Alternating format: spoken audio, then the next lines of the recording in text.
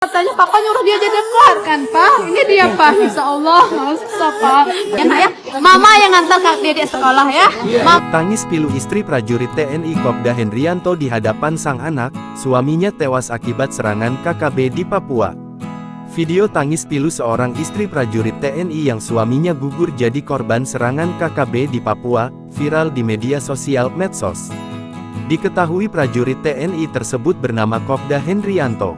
Ia merupakan seorang prajurit TNI dari Satuan Batalion Infanteri 133, Yuda Sakti, Yonif 133, YS Padang.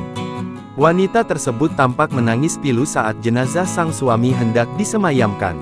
Video tersebut viral usai dibagikan akun TikTok @kudrotlara18. Dalam video tersebut, sang istri tampak duduk di kursi roda menuju mobil ambulans yang membawa jenazah Hendrianto.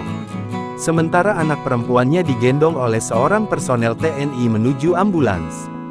Dalam video yang kini viral juga memperlihatkan prosesi pemakaman seorang prajurit TNI yang gugur di medan perang. Sang istri menyaksikan peti jenazah suaminya tersebut untuk terakhir kalinya sebelum akhirnya dimakamkan.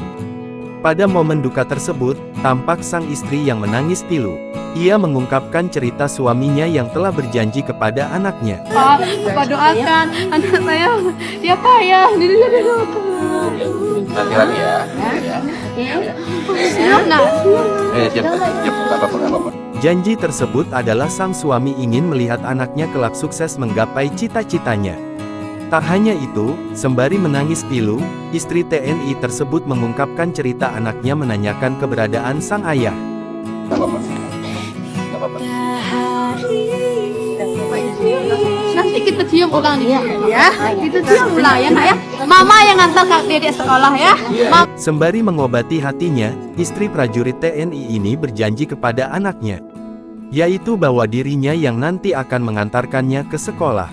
Diketahui prajurit TNI tersebut gugur meninggalkan dua orang anak perempuan.